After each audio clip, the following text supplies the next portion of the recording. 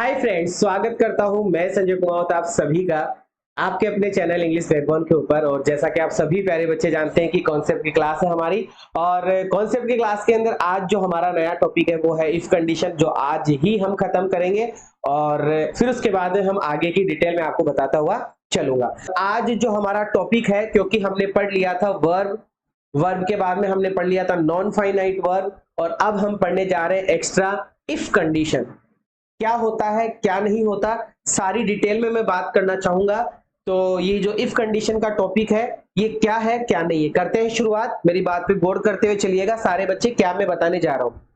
होता क्या है बेटा कि ऐसे एक सेंटेंस दिया हुआ रहता है, इस सेंटेंस में कहीं ना कहीं पर या तो शुरू में आपको इफ नामक शब्द दिखाई देता है, या फिर वाक्य के बीच में आपको इफ नामक शब्द दिखाई देता है। फिर से रिपीट कर रहा हूं, एक सेंटेंस होता है जिसकी शुरुआत इफ से होती है, या वाक्य के बीच में आपको इफ दिखाई देता है। ठीक है, या तो इफ से शुरू होगा वाक्य, या वाक्य के बीच में आपको इफ दिखाई देता है।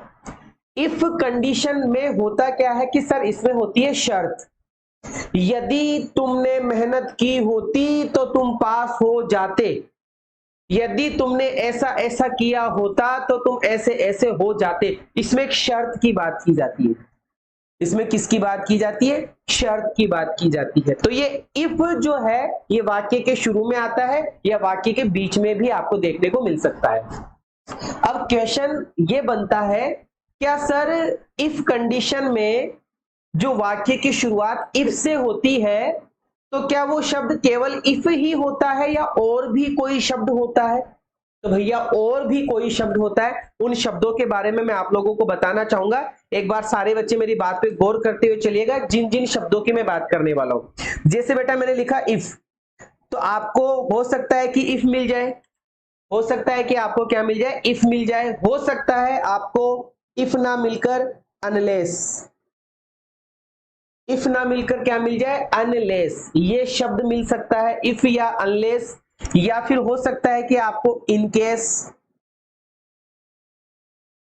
इन केस ये वाला शब्द भी आपको नजर आ सकता है। हो सकता है कि वाक्य की शुरुआत वर से हो सकता है कि वाक्य की शुरुआत हेड से हो सकता है वाक्य की शुरुआत किससे हो? हेड से हो। कभी कभी शुड भी आपको देखने को मिल जाता है, SHOULD। ये रेयर केस की बातें बता रहा हूं, अभी मेन बातें भी बताऊंगा। शुड आपको देखने को मिल सकता है सपोजिंग, SUPPOSING, सपोजिंग आपको देखने को मिल सकता है। कभी कभी आपको वेन भी देखने को मिल जाता है, WHEN।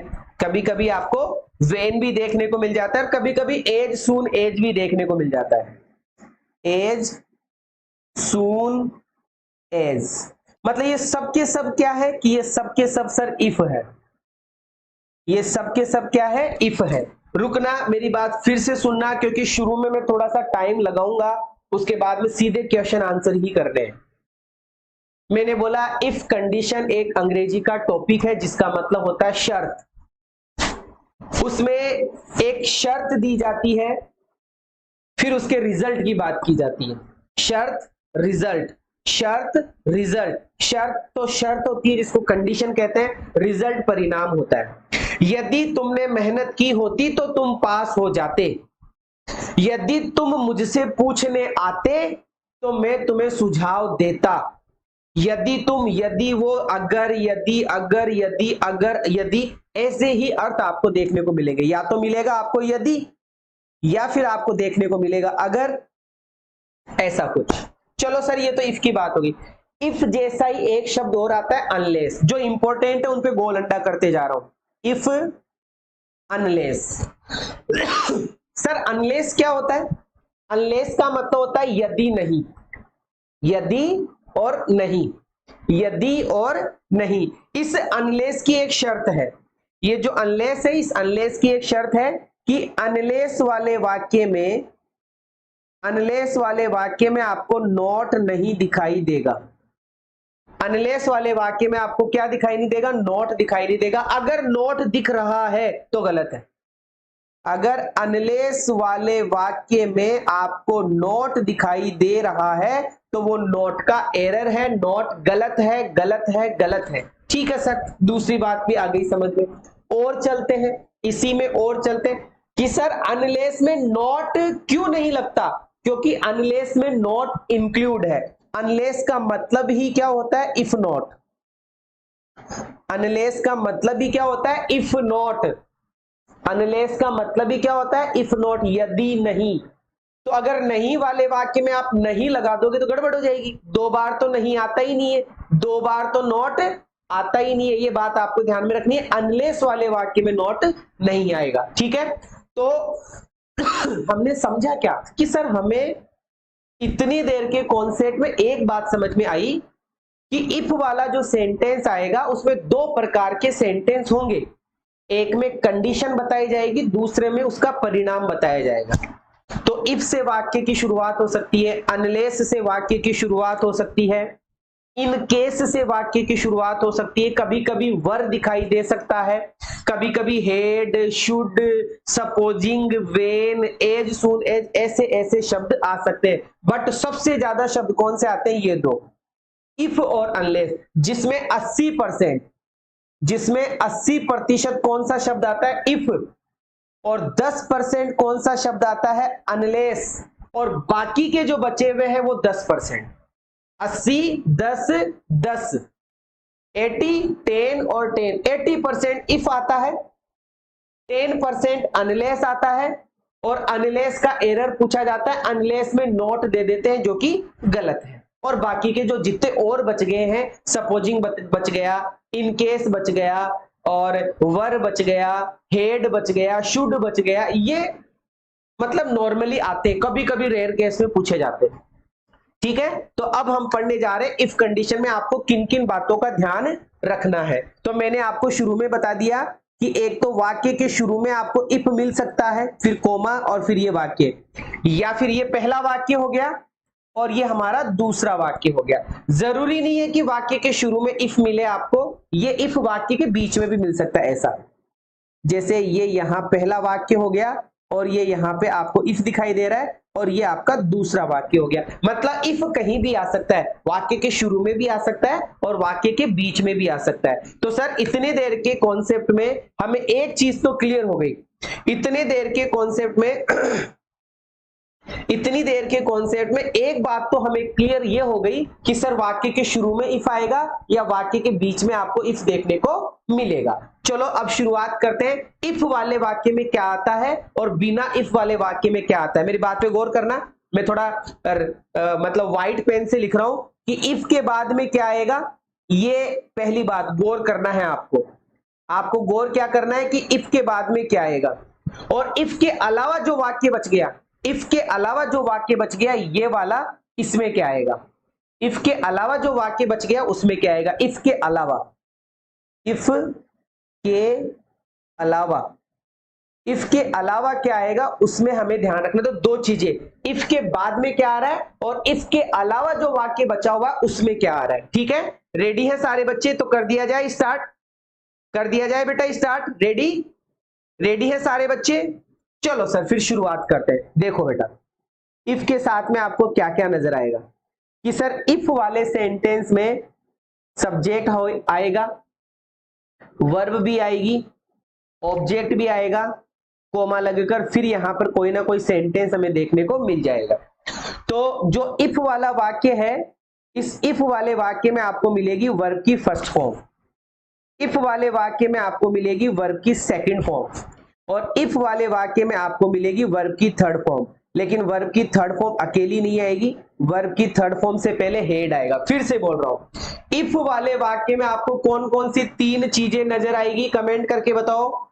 इफ वाले वाक्य में कौन कौन सी तीन चीजें आपको नजर आएगी कि सर इफ वाले वाक्य में वर्ब की फर्स्ट फॉर्म मतलब present tense, present tense. If वाले वाक्य में सेकंड फॉर्म मतलब सर पास्ट टेंस। इफ वाले वाक्य में हेड प्लस वर्ब की थर्ड फॉर्म। तीन बातें इफ के साथ में, तीन बातें इफ के साथ में, तीन बातें रिपीट करो, बताओ मुझे फटाफट से वो तीन कौन सी बातें। इफ के साथ में वर्ब की फर्स्ट फॉर्म मतलब प्रेजेंट टेंस, इफ के साथ में सेकंड फॉर्म मतलब पास्ट टेंस। इफ के साथ में हेड प्लस वर्ब की थर्ड फॉर्म, ठीक है सर। और बाकी बच गया जो वाक्य, बाकी जो वाक्य बच गया उस वाक्य में क्या आएगा, तो मेरे बच्चे गौर से सुनना, जहां वर्ब की फर्स्ट फॉर्म आ रही है वहां आपको लगाना है विल, वहां पे क्या लगाना है विल। जहां वर्ब की सेकंड फॉर्म आ रही है वहां आपको लगाना है वुड, और जहां हेड प्लस वर्ब की थर्ड फॉर्म आ रही है वहां आप लगाओगे वुड हैव, वहां पर आप क्या लगाओगे, वुड हैव। फिर से रिपीट कर रहा हूं, वर्ब की फर्स्ट फॉर्म वाले वाक्य में जो बचा हुआ पार्ट है उसमें आगे जाकर क्या मिलेगा, विल के साथ में वर्ब की फर्स्ट फॉर्म। सेकंड फॉर्म आने पर क्या लगाओगे, वुड के साथ में वर्ब की फर्स्ट फॉर्म, और थर्ड फॉर्म आने पर क्या लगाओगे, हैव के साथ में थर्ड फॉर्म। बोलो बच्चों ये बात क्लियर हुई कि नहीं हुई, बोलो फटाफट से, ये बात बच्चों क्लियर हुई कि नहीं हुई। दोबारा समझा देता हूं, आसान है, कोई गड़बड़ वाली बात नहीं है। इफ वाले वाक्य में वर्ब की फर्स्ट फॉर्म आई तो आंसर क्या, कि सर विल प्लस वर्ब की फर्स्ट फॉर्म, और अगर विल प्लस वर्ब की फर्स्ट फॉर्म दी हुई है तो क्या होगा, वर्ब की फर्स्ट फॉर्म। ये आपस में उल्टा है, ये आए तो ये करना है और ये आए तो ये वाला ध्यान आपको रखना है। ऐसा कैसा है, दूसरा वर्ब की सेकंड फॉर्म हुई, पास्ट टेंस हुआ तो आगे क्या आएगा, वुड प्लस वर्ब की फर्स्ट फॉर्म, ठीक है। और वर्ब की सेकंड फॉर्म हुई तो वुड प्लस वर्ब की फर्स्ट फॉर्म, ठीक है। अगला वाक्य, हेड प्लस वर्ब की थर्ड फॉर्म हुआ तो वुड हैव थर्ड फॉर्म, और वुड हैव थर्ड फॉर्म हुई तो हेड प्लस वर्ब की थर्ड फॉर्म। ये बात आपको ध्यान में रखनी है। सर इसके अलावा ये जो वर्ब की फर्स्ट फॉर्म बोला तो आपने विल लगाया, वर्ब की सेकंड फॉर्म बोला तो आपने वुड के साथ में फर्स्ट फॉर्म लगाई, ठीक है। और हेड प्लस वर्ब की थर्ड फॉर्म अगर आप बोल रहे हैं तो आप लगा रहे हैं वुड हैव थर्ड फॉर्म। चलो ये बात भी क्लियर हुई। तो क्या सर इनके अलावा भी हमें कोई शब्द मिल सकता है, मिल सकता है, तो गौर करना, जरूरी नहीं है आपको विल ही मिले, आपको शेल भी मिल सकता है, आपको केन भी मिल सकता है, और आपको मे भी मिल सकता है। शेल भी मिल सकता है, केन भी मिल सकता है, मे भी मिल सकता है। इसी प्रकार से वुड वाले वाक्य में सर आपको शुड भी मिल सकता है, SHOULD शुड। आपको कुड COULD कुड भी मिल सकता है, और आपको माइट भी मिल सकता है, MIGHT माइट भी मिल सकता है। इसी प्रकार से इसमें और क्या क्या मिल सकता है, इसमें मिल सकता है sir should have, SHOULD should have आपको मिल सकता है, COULD कुड हैव आपको मिल सकता है, और might have MIGHT might have भी आपको देखने को मिल सकता है, जो मुश्किल से मिलता है, जो कैसे मिलता है, मुश्किल से मिलता है, ठीक है। सारी बातें खत्म, रिपीट कर लेते हैं, फिर उसके बाद में सीधा क्वेश्चन आंसर करने हैं। रेडी है सारे बच्चे, रेडी है? क्या समझाया मैंने आपको, क्या समझाया बच्चों, मैंने आपको सिर्फ इतना ही समझाया कि सर अगर वर्ब की फर्स्ट फॉर्म आए तो हमें लगाना है विल प्लस वर्ब की फर्स्ट फॉर्म, वर्ब की सेकंड फॉर्म नजर आए तो हमें लगाना है सर वुड प्लस वर्ब की फर्स्ट फॉर्म, और सर वर्ब की थर्ड फॉर्म नजर आए, वर्ब की थर्ड फॉर्म अकेली नहीं आती, हेड के साथ में थर्ड फॉर्म आती है। अगर हेड प्लस वर्ब की थर्ड फॉर्म आए तो हमारा आंसर हो जाएगा would have third form, would have third form, would have third form. समझ में आ गई बातें? चलो कुछ छोटी छोटी बातें और कर लेते हैं। वर्ब की फर्स्ट फॉर्म वाले वाक्य में जरूरी नहीं है वर्ब की फर्स्ट फॉर्म ही मिले, आपको डू नॉट भी मिल सकता है, और आपको डज नॉट भी मिल सकता है। आपको क्या मिल सकता है, वर्ब की फर्स्ट फॉर्म वाले वाक्य में आपको डू नॉट डज नॉट बात एक ही है, ठीक है, ये पहली बात। दूसरी बात, आपको वर्ब की सेकंड फॉर्म वाले वाक्य में डिड नॉट भी मिल सकता है, डिड नॉट, ठीक है सर। और तीसरा पॉइंट, आपको हेड प्लस वर्ब की थर्ड फॉर्म वाले वाक्य में, हेड प्लस वर्ब की थर्ड फॉर्म वाले वाक्य में आपको हेड नॉट भी मिल सकता है, हेड नॉट वर्ब की थर्ड फॉर्म भी मिल सकता है। अभी क्वेश्चन करेंगे तो क्लियर हो जाएगी चीजें। चलो आपकी स्क्रीन के ऊपर मैं क्वेश्चन लेकर आ रहा हूं, थोड़ा सा दिमाग लगाना और कोशिश करना क्या आंसर होगा। लीजिए सर, ये क्वेश्चन आपकी स्क्रीन के ऊपर है, देखो समझो और मुझे बताओ क्या लिखा हुआ है। इफ कंडीशन है या नहीं है, इफ कंडीशन है या नहीं है, देखो बेटा और मुझे बताओ, इफ कंडीशन है या नहीं है, जल्दी से बताओ। Good evening, good evening, good evening बच्चों, गुड इवनिंग, स्वागत है, स्वागत है सभी प्यारे बच्चों का, स्वागत है, स्वागत है, स्वागत है बेटा। लाइक शेयर और सब्सक्राइब, लाइक शेयर और सब्सक्राइब करते हुए चलिएगा। समझो बेटा, वाक्य को समझो ढंग से, क्या क्या लिखा हुआ है कि सर इफ नजर आ रहा है, देखते हुए चलिएगा कि सर इफ नजर आ गया, ठीक है बेटा। इफ वाले वाक्य में वर्ब की फर्स्ट फॉर्म आई है कि सर बिल्कुल आई है, डू नॉट, ये डू नॉट सर वर्ब की फर्स्ट फॉर्म ही है, LABOUR, ये डू नॉट लेबर जो लिखा हुआ है ये वर्ब की फर्स्ट फॉर्म, ये डू वर्ब की फर्स्ट फॉर्म ही है। तो सर इफ के साथ में वर्ब की फर्स्ट फॉर्म आ गई तो हमारा आंसर आगे पूछा जा रहा है, तो हमारा आंसर हो जाएगा सर विल प्लस वर्ब की फर्स्ट फॉर्म। तो पहले ऑप्शन में विल प्लस वर्ब की फर्स्ट फॉर्म है, दूसरे में तो वुड नॉट है, तीसरे में वुड हैव है और चौथे में नन ऑफ दीज है। इसका मतलब 1 नंबर हमारा आंसर हो गया। इसका मतलब बच्चों 1 नंबर हमारा आंसर हो गया। क्वेश्चन नंबर 2, क्वेश्चन नंबर 2 उड़ाओ बेटा। क्वेश्चन नंबर 2 देखो फटाफट से। क्वेश्चन नंबर 2, इफ, ठीक है, इफ वाले वाक्य में रिक्त स्थान है और दूसरे वाले वाक्य में, और जो दूसरा वाला वाक्य है उस दूसरे वाले वाक्य की बात करते हैं। दूसरे वाले वाक्य में हमें मिल रहा है विल और विल के साथ में मिल रही है वर्ब की फर्स्ट फॉर्म। दूसरे वाले वाक्य में क्या मिल रही है? विल के साथ में वर्ब की फर्स्ट फॉर्म मिल रही है बेटा। क्या मिल रही है? विल के साथ में वर्ब की फर्स्ट फॉर्म मिल रही है। अगर वर्ब की फर्स्ट फॉर्म मिल रही है तो हमारा आंसर क्या हो जाएगा कि सर हमारा आंसर होना चाहिए वर्ब की फर्स्ट फॉर्म। देख लेते हैं, यहां पे ये वर्ब की फर्स्ट फॉर्म है, सेड वर्ब की सेकंड फॉर्म है, ये हेड सेड लिखा हुआ है, ये नन ऑफ दीज लिखा हुआ है। इसका मतलब आंसर क्या हो गया? A option. इसका मतलब आंसर क्या हो गया? A option. सीधी सीधी सी बात है बेटा, सीधी सीधी सी बात है ना। कई बच्चे है ना क्लास चलते हुए भी कॉल करते हैं। कई बच्चे क्लास चल रही है, उनको पता है कि सर 8 बजे पढ़ाते हैं, उनको सब पता है कि 8 बजे सर पढ़ाते हैं, फिर भी कुछ चर्नी करने के लिए कॉल लगाते हैं। बोलो ऐसे ऐसे नालायक बच्चे भी है कई। चलो नेक्स्ट क्वेश्चन उड़ाओ बेटा। नेक्स्ट क्वेश्चन, नेक्स्ट क्वेश्चन उड़ाओ फटाफट से। Next question, next question, next question उड़ाओ बच्चों।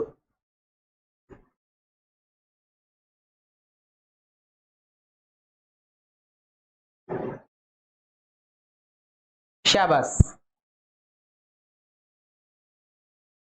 चलो बताओ बताओ बताओ, आंसर बताओ फटाफट से। शाबाश, चलो देखते हैं क्या आंसर होगा। कि सर इफ लिखा हुआ है, ठीक है, ये इफ लिखा हुआ है, इफ वाले वाक्य में रिक्त स्थान है, ठीक है, तो दूसरे वाले वाक्य में क्या आ रहा है? शेल। ठीक है सर, शेल भी आ रहा है, विल भी आ रहा है, मतलब शेल या विल में से कोई एक आएगा, कोई बात नहीं, कुछ भी आ जाओ। और वर्ब की फर्स्ट फॉर्म है, इसका मतलब विल प्लस वर्ब की फर्स्ट फॉर्म लिखी हुई है, तो हमारा आंसर क्या होगा इफ के साथ में? अभी अभी बताया था कि सर वर्ब की फर्स्ट फॉर्म होती है तो विल, और विल होता है तो वर्ब की फर्स्ट फॉर्म, तो हमारा आंसर होगा वर्ब की फर्स्ट फॉर्म। तो हेड कम ये आंसर नहीं होगा, केम हमारा आंसर नहीं होगा, या तो बी ऑप्शन या फिर ए ऑप्शन, या तो बी ऑप्शन या फिर ए ऑप्शन, या तो बी या फिर ए। चलो देखते हैं सब्जेक्ट क्या है। कि सर सब्जेक्ट लिखा हुआ है ही, सिंगुलर है सर, तो singular subject singular verb, singular subject singular verb, तो सिंगुलर वर्ब वो वर्ब जिसमें एस लगा रहता है, सिंगुलर वर्ब वो वर्ब जिसमें एस लगा हुआ रहता है। लो भाई साहब बोलो। ठीक है, चलो नेक्स्ट क्वेश्चन उड़ाओ। नेक्स्ट क्वेश्चन उड़ा दो।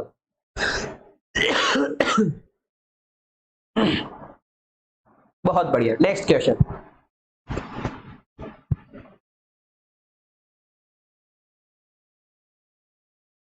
चलो सर जी चरण स्पर्श, अभी हमने ही आपको कॉल किया था, हमें पता नहीं था आप क्लास ले रहे। चलो कोई बात नहीं बेटा, आओ बेटा बात करते हैं।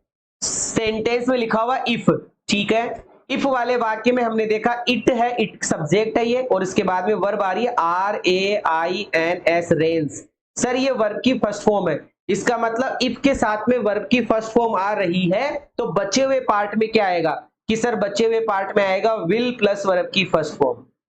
क्या आएगा? विल प्लस वर्ब की फर्स्ट फॉर्म। तो नन ऑफ दीज नहीं होगा, वुड नहीं होगा, वुड नहीं होगा, ए ऑप्शन हमारा आंसर हो जाएगा, ए ऑप्शन हमारा आंसर हो जाएगा। बातें क्लियर हो रही है? नेक्स्ट क्वेश्चन उड़ाओ। Next question, next question, next question, next question उड़ाओ बेटा। बहुत बढ़िया, बहुत बढ़िया, शानदार। स्कूल वाले बच्चे कौन कौन है? स्कूल वाले बच्चे कौन कौन है? अभी कमेंट करके बताओ। स्कूल वाले बच्चे कौन कौन है? कमेंट करके बताओ फटाफट। स्कूल वाले बच्चे केवल स्कूल लिख दे, स्कूल वाले बच्चे केवल स्कूल लिख दे, स्कूल वाले बच्चे केवल स्कूल लिख दे। देखो बेटा यहाँ पे आया इफ, और इफ वाले वाक्य में है रिक्त स्थान, इफ वाले वाक्य में क्या है? रिक्त स्थान है, ठीक है। तो इफ के अलावा क्या आएगा? कि सर इफ के अलावा आएगा विल प्लस वर्ब की फर्स्ट फॉर्म।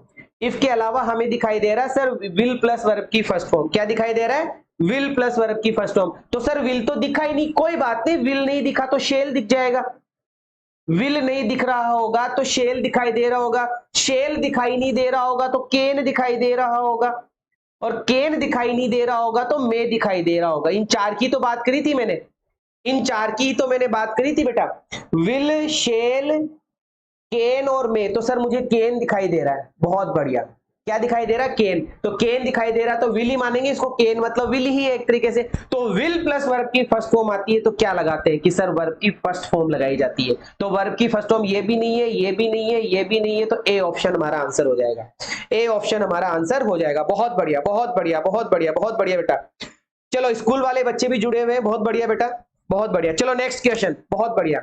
इसीलिए थोड़ा धीरे पढ़ाया मैंने, क्योंकि छोटे छोटे बच्चे हैं, स्कूल के कुछ छोटे छोटे बच्चे हैं, बहुत ही छोटे छोटे बच्चे, नन्हे मुन्ने से बच्चे, वो भी पढ़ रहे हैं, है ना, तो वो भी पढ़ रहे हैं, है ना। तुम लोग नौकरी की तैयारी कर रहे हो और कुछ बच्चे भी नौकरी तुम्हारे जैसे ही कोशिश कर रहे हैं। चलो बताओ, अनलेस, ओ ओ ओ ओ अनलेस क्या है सर? अनलेस। एक ही बात है, चाहे इफ आओ चाहे अनलेस आओ। तो अनलेस वाले वाक्य में रिक्त स्थान है, मतलब इफ वाले वाक्य में रिक्त स्थान है, तो आगे जाकर देखो क्या आ रहा है कि सर आगे जाके आ रहा है विल या केन, एक ही बात है। विल प्लस वर्ब की फर्स्ट फॉर्म दिख रही है, एक ही बात है। अगर शेल प्लस वर्ब की फर्स्ट फॉर्म दिखती तो भी एक ही बात है, और केन प्लस वर्ब की फर्स्ट फॉर्म दिखती तो भी एक ही बात है। तो सर हमें तो विल प्लस वर्ब की फर्स्ट फॉर्म या केन प्लस वर्ब की फर्स्ट फॉर्म नजर आ रही है, इसका मतलब आंसर क्या होगा? वर्ब की फर्स्ट फॉर्म। इसका मतलब आंसर क्या होगा? वर्ब की फर्स्ट फॉर्म। तो none of these cancel, had cancel, ये सेकंड कैंसिल, तो A option will be the right answer. A option will be the right answer. A option will be the right answer. Clear बेटा? कितनी class के बच्चे हैं? कितनी class के बच्चे? शायद आई थिंक कुछ 11th के बच्चे होंगे, कुछ 12th के बच्चे होंगे, कुछ 10th के भी होंगे, कुछ 9th के भी होंगे, ऐसा कुछ है ना। चलो नेक्स्ट क्वेश्चन, नेक्स्ट क्वेश्चन उड़ाओ बेटा, उड़ाओ फटाफट से। कैन नॉट नहीं आना चाहिए, क्यों नहीं आना चाहिए? अभी तो बताया, will, can, may, will, can, may और शेल, इन चारों में से कुछ भी आ सकता है, बट 90% विल आता है, बट 90% विल आता है बेटा। नेक्स्ट क्वेश्चन उड़ाओ, उड़ाओ उड़ाओ उड़ाओ फटाफट से उड़ाओ बच्चों। क्या दिखाई दे रहा है? इफ वाला वाक्य है, ठीक है जी बेटा, इफ वाला वाक्य है। इफ वाले वाक्य में रिक्त स्थान है, ठीक है जी। तो इफ के अलावा चेक करो क्या लिखा हुआ है कि सर इफ के अलावा आ रहा है वुड प्लस वर्ब की फर्स्ट फॉर्म। इफ के अलावा क्या आ रहा है? वुड प्लस वर्ब की फर्स्ट फॉर्म। तो अब चेक करो कि सर वुड प्लस वर्ब की फर्स्ट फॉर्म आने पर आंसर क्या होता है। वुड प्लस वर्ब की फर्स्ट फॉर्म आने पर आंसर क्या होता है? चेक करो और बताओ। वुड प्लस वर्ब की फर्स्ट फॉर्म आने पर आंसर क्या होता है कि सर वुड प्लस वर्ब की फर्स्ट फॉर्म आती है तो आंसर होता है सेकंड फॉर्म। आंसर क्या होता है? वर्ब की सेकंड फॉर्म। तो नन ऑफ दीज, ये नहीं होगा। हेड, हेड ये भी नहीं है। हेव ये तो वर्ब की फर्स्ट फॉर्म है, तो आंसर हो जाएगा हेड वर्ब की सेकंड फॉर्म है। हेड वर्ब की सेकंड फॉर्म है सर, हेड वर्ब की सेकंड फॉर्म है। बहुत बढ़िया बेटा, बहुत शानदार। वुड प्लस वर्ब की फर्स्ट फॉर्म आने पर वर्ब की सेकंड फॉर्म आंसर होता है। क्या आंसर होता है? वर्ब की सेकंड फॉर्म। आंसर क्या होता है बच्चों? वर्ब की सेकंड फॉर्म। चलो नेक्स्ट क्वेश्चन उड़ाओ, नेक्स्ट क्वेश्चन उड़ाओ बच्चों, नेक्स्ट क्वेश्चन उड़ा दो जी, शाबाश, जल्दी जल्दी जल्दी जल्दी उड़ाओ। इफ अ थीफ, चलो इफ वाला वाक्य है, इफ वाले वाक्य में रिक्त स्थान आ रहा है, तो सर बाकी बचा हुआ जो वाक्य है इसमें चेक करो क्या है कि सर बाकी बचे वाले वाक्य में आया वुड, और वुड के साथ में कॉल लिखा हुआ है, और ये कॉल वर्ब की फर्स्ट फॉर्म है। इसका मतलब वुड के साथ में वर्ब की फर्स्ट फॉर्म है, तो हमारा आंसर होगा वर्ब की सेकंड फॉर्म। हमारा आंसर वर्ब की सेकंड फॉर्म होगा, और वर्ब की सेकंड फॉर्म क्या होती है? कम, केम, कम। बी ऑप्शन हमारा आंसर हो जाएगा। केम हमारा आंसर हो जाएगा CAME, CAME हमारा आंसर हो जाएगा, CAME हमारा आंसर हो जाएगा। क्लियर बेटा? जी सरकार, 11th आर्ट, बहुत बढ़िया, बहुत बढ़िया। चलो नेक्स्ट क्वेश्चन, नेक्स्ट क्वेश्चन उड़ाओ बेटा।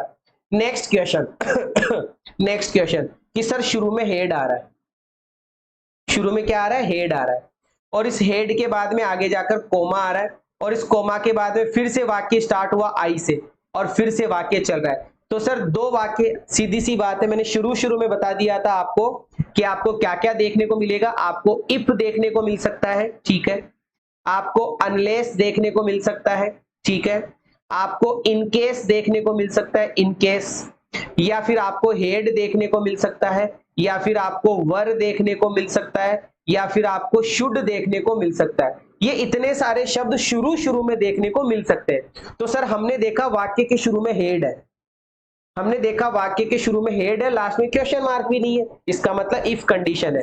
हेड वाक्य के शुरू में है और हेड वर्ब की सेकंड फॉर्म होती है। हेड क्या होती है बच्चों? हेड वर्ब की सेकंड फॉर्म भी होती है और हेड वर्ब की थर्ड फॉर्म भी होती है।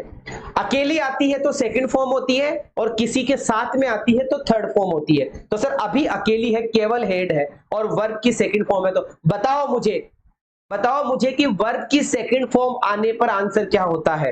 वर्ब की सेकंड फॉर्म आने पर आंसर क्या होता है? कि सर आपने बता रखा है हेड बोले तो ये इफ है और इफ वाले वाक्य में वर्ब की सेकंड फॉर्म आती है तो आंसर होता है वुड प्लस वर्ब की फर्स्ट फॉर्म। तो विल गेट नहीं होगा, वुड हैव गोट नहीं होगा, डी नहीं होगा, बी ऑप्शन हमारा आंसर हो जाएगा सर। बी ऑप्शन हमारा आंसर हो जाएगा, बी ऑप्शन, बी ऑप्शन हमारा आंसर हो जाएगा बेटा। क्लियर हुई बात? चलो नेक्स्ट क्वेश्चन, नेक्स्ट क्वेश्चन देखो। इफ आया है, ठीक है, हेड आया है, ठीक है, हेड के साथ में फाउंड वर्ब की थर्ड फॉर्म है, FOUND found, find found found, ये वर्ब की थर्ड फॉर्म है। इसका मतलब सर इफ के साथ में हेड प्लस वर्ब की थर्ड फॉर्म आ रही है और इफ वाले वाक्य में हेड प्लस वर्ब की थर्ड फॉर्म आती है तो आंसर क्या होता है? आंसर होता है वुड, वुड के साथ में हैव और हैव के साथ में third form, would have third form, would have third form. तो विल सेव नहीं, वुड सेव नहीं, नन ऑफ दीज नहीं, तो आंसर हो गया would have third form. Answer क्या हो गया? Would have third form. C option हमारा आंसर हो जाएगा, would have third form, would have third form. बोलो बच्चों, would have third form. Next question, next question उड़ाओ, next question, next question, next question उड़ाओ, जल्दी जल्दी जल्दी जल्दी उड़ाओ। इफ का वाक्य है, ठीक है सर, इफ का वाक्य है, इफ वाले वाक्य में रिक्त स्थान है कि सर बिल्कुल रिक्त स्थान है। तो आगे आने वाले वाक्य को चेक करो। आगे आने वाला वाक्य सर ये वाला वाक्य है, ये रहा, क्योंकि सब्जेक्ट आ गया यू, तो वुड हैव थर्ड फॉर्म लिखा हुआ है, would have caught, CAUGHT caught, ये वर्ब की थर्ड फॉर्म है। इसका मतलब sir would have third form दिया हुआ है, तो बच्चों वुड हैव थर्ड फॉर्म दिया हुआ है तो इफ के साथ में क्या आएगा? कि सर इफ के साथ में आएगा हेड प्लस वर्ब की थर्ड फॉर्म। आंसर क्या होगा? हेड प्लस वर्ब की थर्ड फॉर्म। तो ये गलत, ये गलत, ये गलत, सी ऑप्शन आंसर हो जाएगा सर। सी ऑप्शन हमारे इस क्वेश्चन में आंसर हो जाएगा, सी ऑप्शन हमारे इस क्वेश्चन में आंसर हो जाएगा। नेक्स्ट क्वेश्चन, अब कॉमन एरर का क्वेश्चन है। अब कॉमन एरर का क्वेश्चन है। एरर कहां है, गलती कहां है? यहां पर एक दो लाइन लिखी हुई दिख रही है ABCD करके, देखो ये रहा A, ये रहा B, ये रहा C और ये रहा D। इन चार ऑप्शन में से कौन से ऑप्शन में एरर है, कौन से ऑप्शन में गलती है? और ये CDS का पेपर है बच्चों, CDS का 15वीं क्लास पास करने के बाद में ये एग्जाम देनी होती है। 15वीं क्लास है ना, 15वीं क्लास पास करने के बाद में ये एग्जाम देनी होती है। चलो देखते हैं क्या लिखा हुआ है। कि सर शुरू में इफ लिखा हुआ है, ठीक है, इफ वाले वाक्य में हमने देखा हेड लिखा हुआ है, ठीक है, ये रहा हेड, हेड के बाद में वर्ब की थर्ड फॉर्म लिखी हुई हिंटेड, HINTED, मतलब सर इफ के साथ में हेड प्लस वर्ब की थर्ड फॉर्म दिखाई दे रही है, इफ के साथ में हेड प्लस वर्ब की थर्ड फॉर्म दिखाई दे रही है, इसका मतलब आगे जाकर आंसर होना चाहिए या वर्ड मिलना चाहिए हमें वुड हैव थर्ड फॉर्म। हमें क्या मिलना चाहिए? Would have third form. तो भैया आगे जाकर वुड मिल रहा है कि सर मिल रहा है, हैव मिल रहा है कि सर हैव नहीं मिल रहा, थर्ड फॉर्म मिल रही है कि सर थर्ड फॉर्म भी नहीं मिल रही। इसका मतलब कौन से पार्ट में एरर हो गया? कि सर सी जो पार्ट है उस सी पार्ट में एरर है, केवल वुड ही लिखा हुआ है, वुड के बाद में मोस्ट है तो मोस्ट उतार दिया और सर्टेनली है तो सर्टेनली उतार दिया, CERTAINLY सर्टेनली, लेकिन सर हैव बचा हुआ है तो ये बनेगा यहां से would have most certainly helped, HELPED helped, helped, तो सर हेल्प गलत है और हैव नहीं दिया हुआ। Would have helped, would have helped, would have helped, ये हमारा आंसर हो जाएगा। नेक्स्ट क्वेश्चन करते हैं और देखते हैं, समझते हैं क्या है। There will be no more supplies unless, ओ ओ ओ ओ अनलेस आ गया सर। बच्चों क्या दिखाई दे रहा है? अनलेस। चेक करो अनलेस के साथ में क्या आ रहा है, लेकिन अनलेस के साथ में चेक करो बेटा सारे बच्चे सारे बच्चे चेक करो फटाफट से, अनलेस के साथ में क्या है।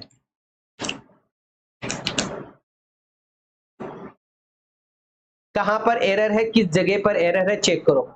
तो सर पहले शुरू से चेक करते हुए चलो, अनलेस से चेक नहीं करेंगे, शुरू से चेक करो। विल, विल के साथ में वर्ब की फर्स्ट फॉर्म दी हुई है, विल के साथ में क्या दी हुई है? वर्ब की फर्स्ट फॉर्म। ये लो सर, ये विल के साथ में वर्ब की फर्स्ट फॉर्म दी हुई है, तो अनलेस के साथ में क्या आएगा बताओ मुझे।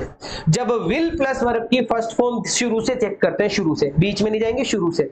शुरू में हमने देखा विल आ गया, ठीक है सर, विल के साथ में वर्ब की फर्स्ट फॉर्म आ गई, बहुत बढ़िया। तो बताओ बच्चों, विल प्लस वर्ब की फर्स्ट फॉर्म आने पर क्या होता है, इफ के साथ या अनलेस के साथ? कि सर वर्ब की फर्स्ट फॉर्म आंसर होता है, तो अनलेस तो दिया हुआ है, लेकिन सर यहां इस वाक्य में वर्ब की फर्स्ट फॉर्म नहीं है, यहां इस वाक्य में वर्ब की फर्स्ट फॉर्म नहीं है, इसने तो यहां पर क्या कर दिया? वर लिख दिया। इसका मतलब सर सी पार्ट में एरर है, इस वर्ब की जगह वर्ब की फर्स्ट फॉर्म होगी आर।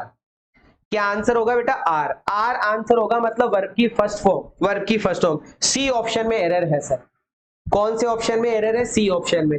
एरर वाले क्वेश्चन में, एरर वाले क्वेश्चन में शुरू से देखते हुए चलते हैं। शुरू में जब विल दे दिया, आगे जाकर अनलेस दे रहा है, इसका मतलब बंदा ये चाहता है कि मैं विल तो सही रखूं, लेकिन अनलेस अगर आया है तो अब अनलेस के बाद में चेक करो क्या है, कि सर अनलेस के बाद में वर्ब की सेकंड फॉर्म लिखी हुई वो गलत है। क्यों? क्योंकि विल आया है तो वर्ब की फर्स्ट फॉर्म ही आएगी, वुड आया है तो वर्ब की सेकंड फॉर्म आएगी, और वुड हैव थर्ड फॉर्म आया है तो हेड प्लस वर्ब की थर्ड फॉर्म आएगी। ये फिक्स है, शुरू में बताया था आपको। चलो नेक्स्ट क्वेश्चन, यू विल। अब फिर से चेक कर लो, आप फिर से चेक कर लो प्यारे बच्चों, विल आ गया, यहां पर विल आ रहा है, आगे जाकर इफ भी दिखाई दे रहा है। इसका मतलब विल प्लस वर्ब की फर्स्ट फॉर्म है, इसका मतलब विल प्लस वर्ब की फर्स्ट फॉर्म है, आगे आ रहा है इफ। तो इफ वाले वाक्य में क्या आनी चाहिए? वर्ब की फर्स्ट फॉर्म। इफ वाले वाक्य में क्या आनी चाहिए? वर्ब की फर्स्ट फॉर्म। लेकिन बंदे ने क्या कर दिया? Did not. बंदे ने डिड नॉट लिख दिया, वर्ब की सेकंड फॉर्म लिख दी। मतलब वर्ब की सेकंड फॉर्म नहीं सर, वर्ब की फर्स्ट फॉर्म लगानी है, तो डिड नॉट की फर्स्ट फॉर्म क्या हो जाएगी? डू।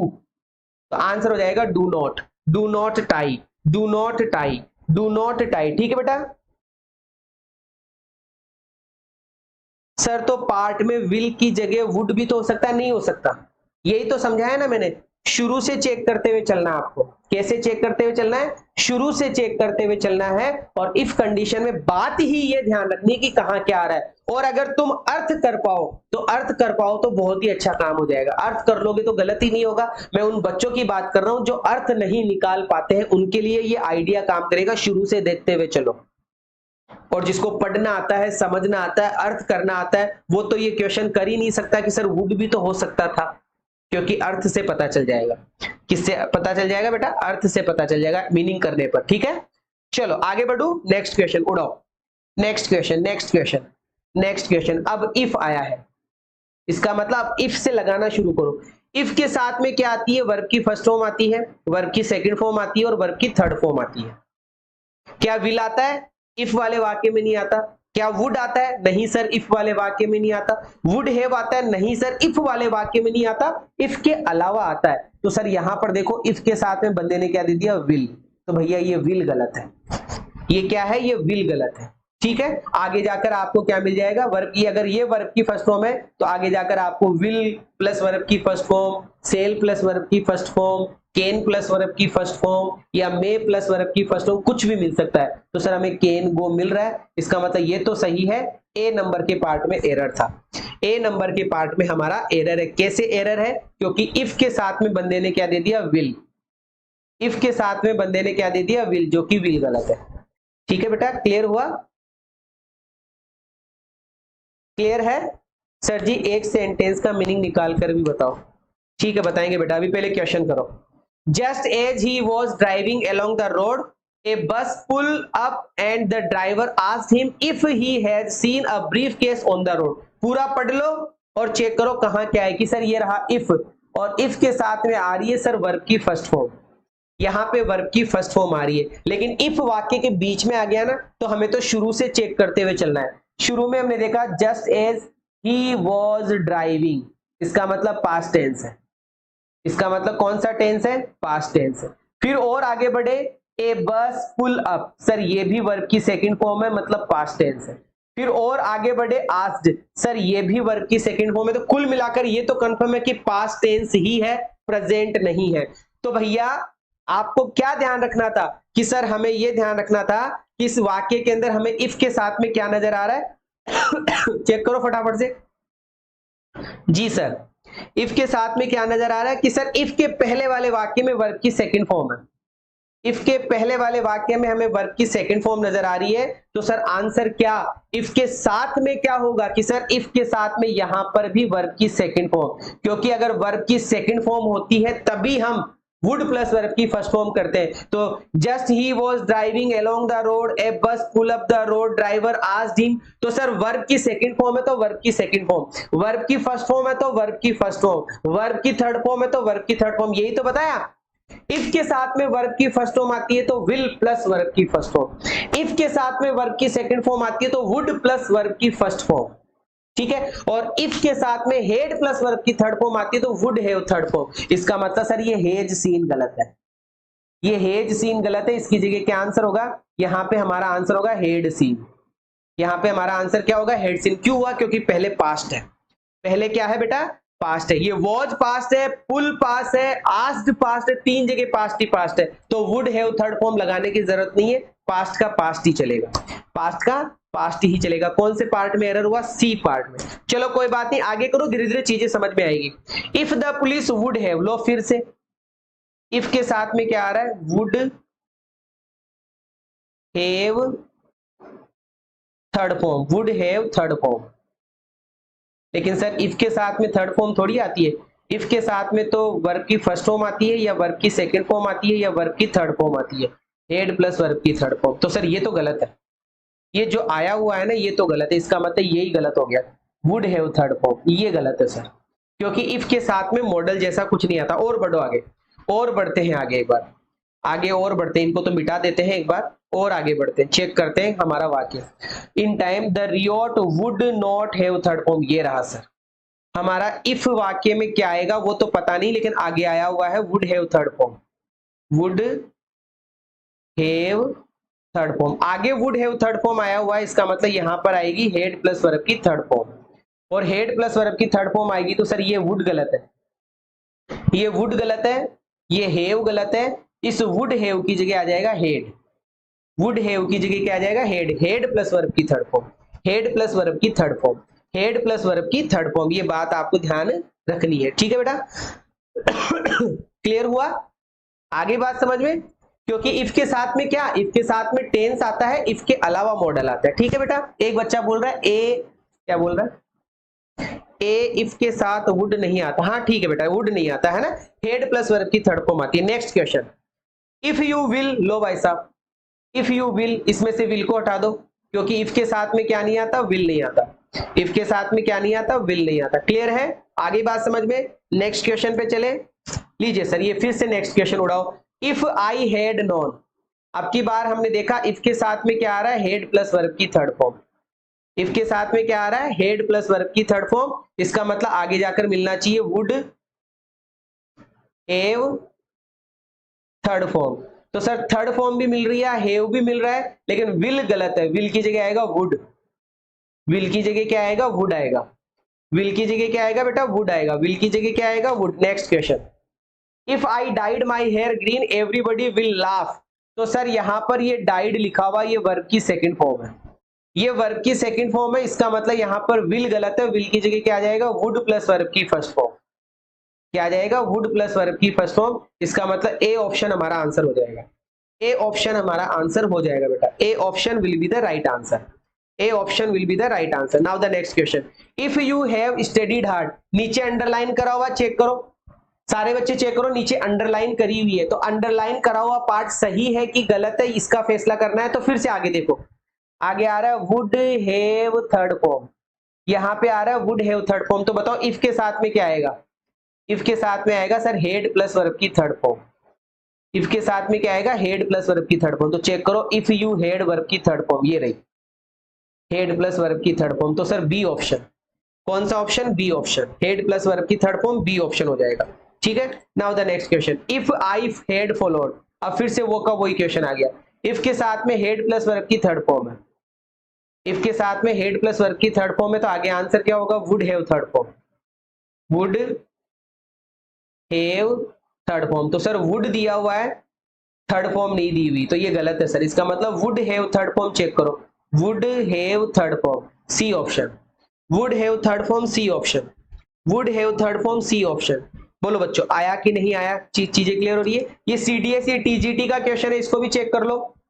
इफ के साथ में क्या आएगा ये हमें चेक करना है। तो आगे बढ़ो, आगे क्या लिखा हुआ है? वुड, ठीक है सर, सेम क्वेश्चन है।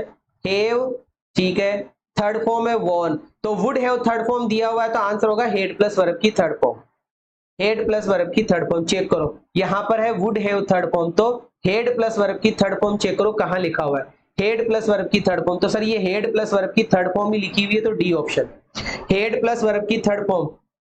पीडीएफ नहीं आई, सबकी आई है पीडीएफ, है ना? पीडीएफ सबकी आई है। इफ आई हेड वर्ब की थर्ड फॉर्म, तो सर इसमें डी ऑप्शन हो जाएगा। तो मैं उम्मीद करूंगा आपको जो नॉर्मल कॉन्सेप्ट था वो क्लियर हो गया होगा। इफ कंडीशन का जो नॉर्मल कॉन्सेप्ट था वो क्लियर हो गया होगा। हमने क्या पढ़ा? नॉर्मल सी बात थी कि सर इफ वाले वाक्य में हमें ध्यान रखना है सिर्फ और सिर्फ क्या आता है? टेंस। इफ वाले वाक्य में टेंस आता है, चाहे वो वर्ब की फर्स्ट फॉर्म का टेंस हो, चाहे वो वर्ब की सेकंड फॉर्म का टेंस हो, चाहे वो हेड प्लस वर्ब की थर्ड फॉर्म का टेंस हो, ठीक है। और जो दूसरा पार्ट है इफ का, चाहे वो शुरू में आए चाहे वो बाद में आए, दूसरा जो पार्ट है उसमें आता है सर विल। इसमें मॉडल आता है विल के साथ में वर्ब की फर्स्ट फॉर्म, सेल भी मिल सकता है, कैन भी मिल सकता है, मे भी मिल सकता है। वर्ब की सेकंड फॉर्म आने पर क्या? वर्ब की सेकंड फॉर्म आने पर सर वुड प्लस वर्ब की फर्स्ट फॉर्म, वुड भी मिल सकता है, कुड भी मिल सकता है, शुड भी मिल सकता है, माइट भी मिल सकता है। और हेड प्लस वर्ब की थर्ड फॉर्म आने पर क्या? Would have third form, would have third form. ये नॉर्मल सा कॉन्सेप्ट था, ठीक है सर, ये नॉर्मल सा एक कॉन्सेप्ट था। अब हम चलते हैं नेक्स्ट कॉन्सेप्ट पे। अब हम बात करेंगे कल्पना। कल्पना को बोलते हैं इमेजिनरी, इमेजिनरी। अब हम इमेजिनरी कंडीशन की बात करेंगे कल्पना की। इसमें क्या होता है? बंदा खुद होता नहीं है फिर भी होने की बात करता है। अगर मैं तेरी जगह होता, अगर मैं प्राइम मिनिस्टर होता, अगर मैं पक्षी होता, अगर मैं वहां होता, अगर मैं तुम्हारे जैसा होता, अगर मैं तुम्हारी जगह पे होता, अगर मैं होता, अगर मैं होता, अगर मैं होता, इस तरीके की अगर बातें की जाती है वो होती है कल्पना। वो क्या होती है? कल्पना। उसमें क्या होता है? उसमें आपको इफ के साथ में यहां पे सब्जेक्ट मिलेगा और इस सब्जेक्ट के जस्ट बाद में वर आएगा। इस सब्जेक्ट के जस्ट बाद में क्या आएगा? वर आएगा। और आगे जाकर वुड प्लस वर्ब की फर्स्ट फॉर्म होगी। आगे जाकर क्या होगी? वुड प्लस वर्ब की फर्स्ट फॉर्म। नॉर्मल सा केस है, फिर से बता रहा हूं, सुनना मेरी बात, अच्छा कॉन्सेप्ट है। इफ वाले वाक्य में अगर कल्पना की बात हो तो इफ वाले वाक्य में हमें वर मिलेगा। क्या मिलेगा? वर। चाहे आई हो तो भी वर, सी हो तो भी वर, ही हो तो भी वर, यू हो तो भी वर, सबके साथ में वर। मतलब सब्जेक्ट के साथ में क्या रहता है? वर। चाहे सिंगुलर हो तो भी वर, प्लूरल हो तो भी वर। और आगे जाकर क्या मिलता है? वुड प्लस वर्ब की फर्स्ट फॉर्म। लेकिन इस वाक्य में भाव, इस वाक्य में सेंस क्या रहता है? कल्पना। इस वाक्य में सेंस क्या रहता है? सिर्फ और सिर्फ कल्पना रहती है, ठीक है। कभी कभी इफ ना मिलकर सीधा सीधा आगे आगे वर भी मिल जाता है, आगे आगे वर भी मिल जाता है, तो घबराने की जरूरत नहीं है। वर भी आपको देखने को मिल सकता है, लास्ट में फुल स्टॉप, वर भी आपको देखने को मिल सकता है। अगर मैं पक्षी होता, अगर मैं प्राइम मिनिस्टर होता, अगर मैं ये होता, अगर मैं वो होता, ऐसे क्वेश्चन। देखो समझो और उड़ाओ, देखो समझो और उड़ाओ। क्या बोल रहा है? आई आई आई आई बोल रहा है और फिर बोल रहा है ए बर्ड। आई ए बर्ड, मैं पक्षी तो उड़ता, मैं पक्षी तो उड़ता, इसका मतलब मैं पक्षी होता तो उड़ता। कल्पना है, कल्पना है, तो भैया आई के साथ में क्या आएगा? वर। क्यों? क्योंकि आगे जाकर देखो वुड प्लस वर्ब की फर्स्ट फॉर्म आ रही है।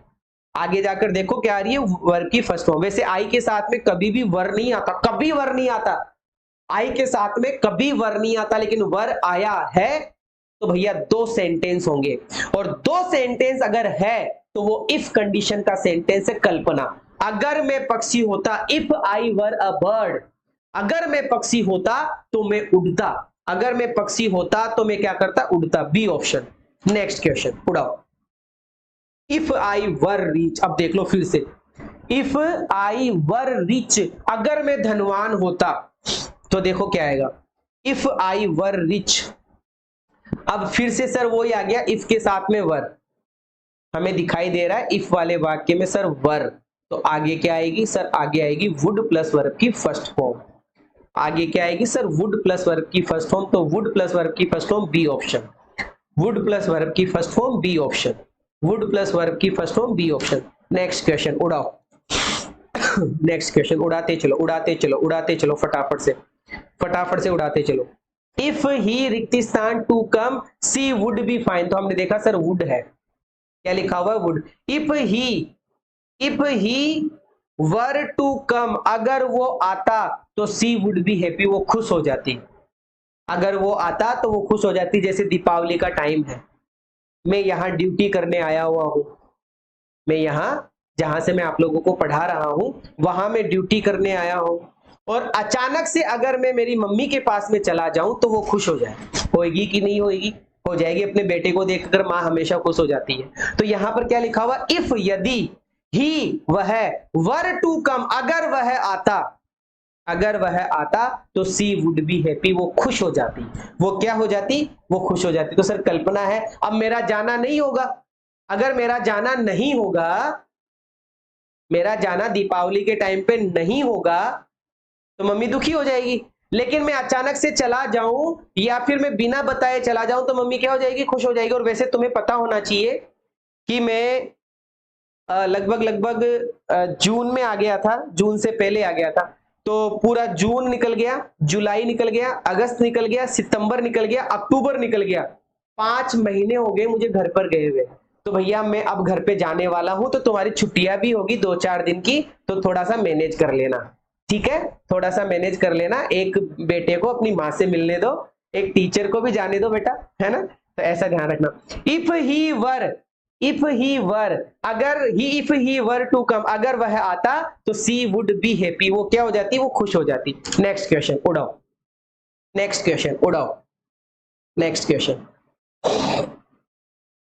शाबाश। If I were you, oh O oh, if I were you, अगर मैं तुम्हारी जगह होता, if I were you, if I were you, अगर मैं तुम्हारी जगह पे होता तो क्या, तो सर इफ के साथ में वर आया है तो वुड प्लस वर्ब की फर्स्ट फॉर्म, अगर मैं तुम्हारी जगह होता तो उसे माफ कर देता, अगर मैं तुम्हारी जगह होता तो उसे माफ कर देता, अगर मैं तुम्हारी जगह होता तो उसे माफ कर देता। शाबाश, बहुत बढ़िया बच्चों। नेक्स्ट क्वेश्चन, अब बताओ, देखो देखो देखो, आई अ बर्ड और I would fly, I bird और आई फ्लाई, इसका मतलब इमेजिनरी कल्पना हो गई, कल्पना।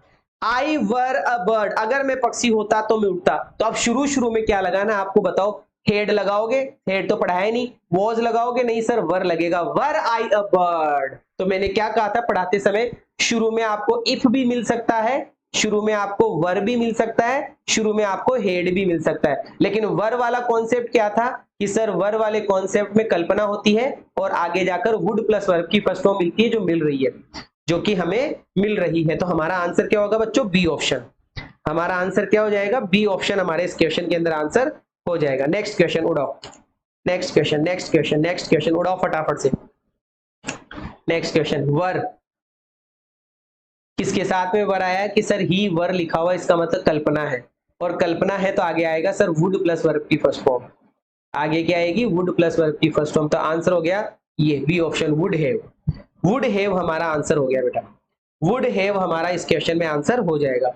Next question, if I was the king, I और किंग की बात की जा रही है और यहां पे आया हुआ है इफ, और इफ वाले वाक्य में बोल रहा है मैं राजा होता तो वुड चेंज, यहाँ पे आगे जाकर आ रही है वुड प्लस वर्ब की फर्स्ट फॉर्म। तो सर आगे जाकर आ रही है वुड प्लस वर्ब की फर्स्ट फॉर्म और बात हो रही है इफ कंडीशन की। तो सर यहां पर ये जो वॉज आया हुआ है ये वॉज गलत है, इस वॉज की जगह जो हमारा आंसर होगा वो होगा वर, और ये बनेगा if I were, if I were the king. अगर मैं राजा होता तो मैं सारे के सारे देश को बदल देता, अगर मैं राजा होता तो सारे के सारे देश को बदल देता, अगर मैं राजा होता तो सारे के सारे देश को बदल देता। ठीक है, next question, if I would be A Millionaire, Millionaire क्या होता है? करोड़पति। मिलेनियर क्या होता है बच्चों? करोड़पति। अगर मैं करोड़पति होता तो क्या करता? I would not be wasting my time, मैं मेरा समय बर्बाद नहीं करता। अगर मैं करोड़पति होता, मैं लखपति होता, 10 लखपति अगर मैं लखपति होता, मैं करोड़पति होता तो मैं क्या नहीं करता? मैं क्या कर देता? मैं would not be wasting my time, मैं मेरा समय खराब नहीं करता। तो बच्चों गौर से देखो, इफ आया है ठीक है, आई आया है ठीक है, तो आई के साथ में यहाँ पे क्या आएगा कि सर वर आएगा, तो ये वुड गलत है, ये बी भी गलत है, ये बनेगा if I were a millionaire. अगर मैं मिलेनियर होता, अगर मैं लखपति होता, मैं लखपति होता तो क्या करता भाई साहब?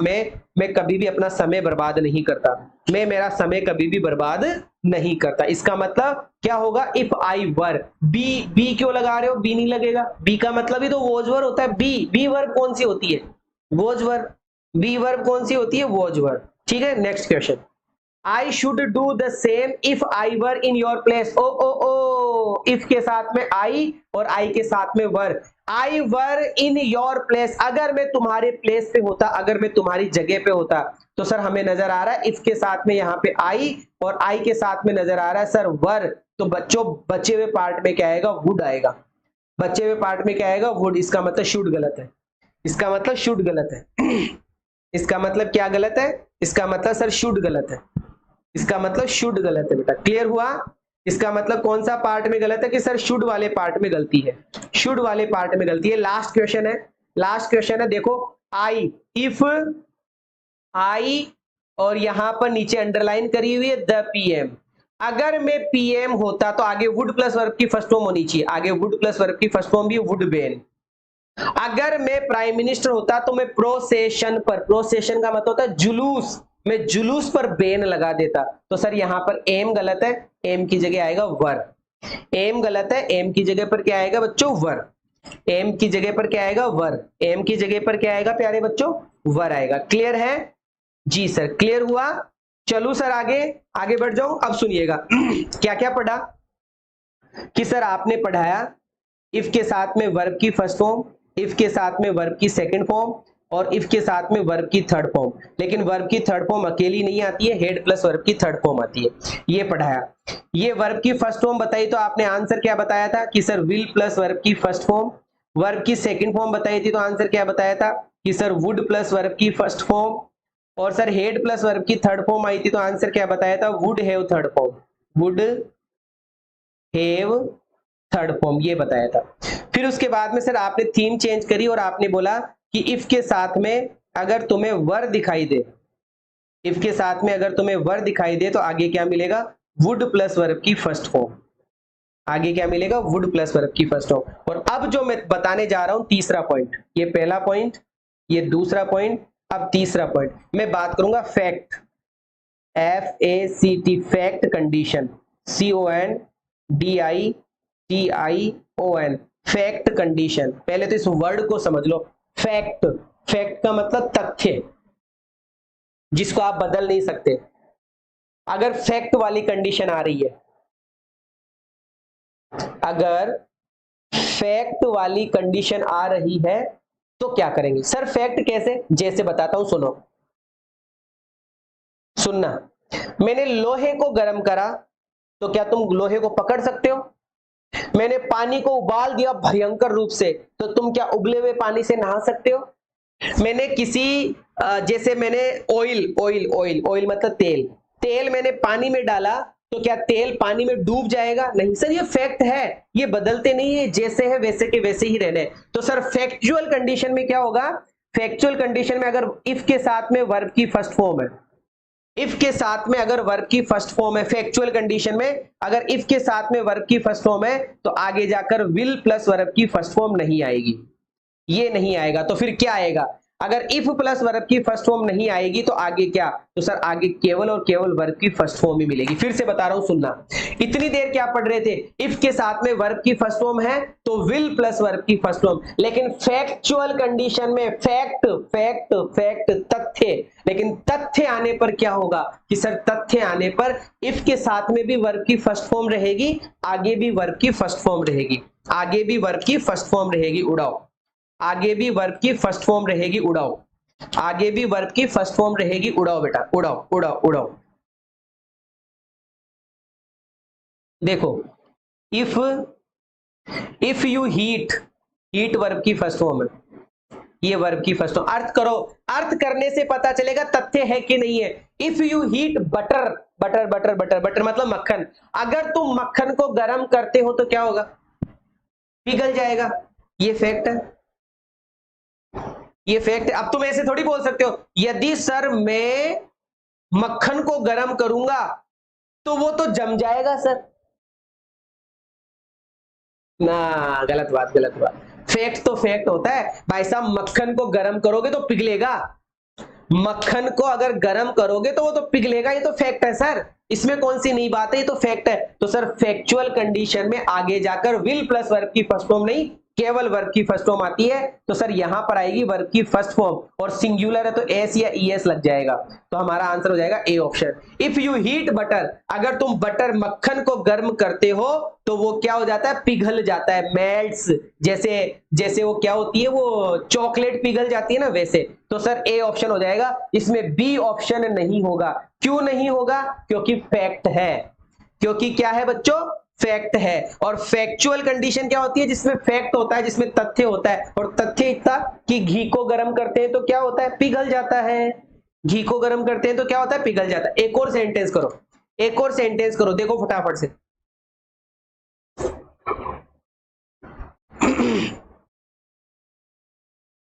If you touch hot iron, if you touch, TOUCH, ये वर्ब की फर्स्ट फॉर्म है। इफ वाले वाक्य में वर्ब की फर्स्ट फॉर्म है, लेकिन बोल क्या रहा है? If you touch hot iron, अगर तुम टच करते हो, हॉट मतलब गर्म और आयरन का मतलब लोहा, अगर तुम गर्म लोहे को टच करते हो, यदि तुम गर्म लोहे को टच करते हो तो क्या होता है? टच करने से सर वो जला देता है।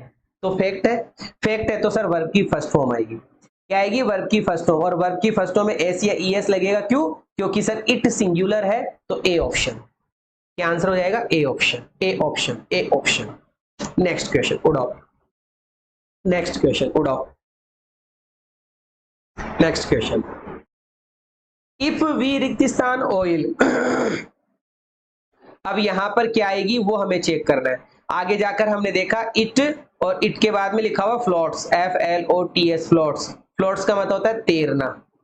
आगे जाकर वर्ब की फर्स्ट फॉर्म आ रही, जबकि विल आना चाहिए था या वुड आना चाहिए था, ऐसा कुछ आना चाहिए था इफ कंडीशन में। इसका मतलब वाक्य को ढंग से पढ़ो और अर्थ करो। क्या लिखा जा रहा है? पोर का मतलब उडेलना, उडेल देते ना अपन, ऐसे उडेल देते हैं, पानी का जग लिया, उडेल दिया, डाल देना। मतलब कि यदि हम ऑयल को, तेल को डाल देते हैं वाटर, पानी पर, अगर हम तेल को पानी पर डाल देते हैं तो क्या तेल डूब जाता है? नहीं सर, तैरता रहता है। तो ये भी फैक्ट है, तैरता रहता है, ये भी क्या है? फैक्ट है। तो A option. If we pour, अगर हम पोर करते हैं, अगर हम उडेलते हैं, अगर हम ढोलते हैं, अगर हम ढोल देते हैं, उडेल देते हैं, किसको? अगर हम ढोल देते हैं या उडेल देते हैं, किसको भैया? तेल को। तो तेल क्या करता है? तेल तैरने लग जाता है। तेल क्या करने लग जाता है? तैरने लग जाता है। इफ यू मिक्स, अगर तुम मिक्स करते हो ब्लू और येलो को, नीले रंग को और पीले रंग को अगर आप मिक्स करते हैं तो वो ग्रीन बन जाता है। ये भी क्या है? फैक्ट है।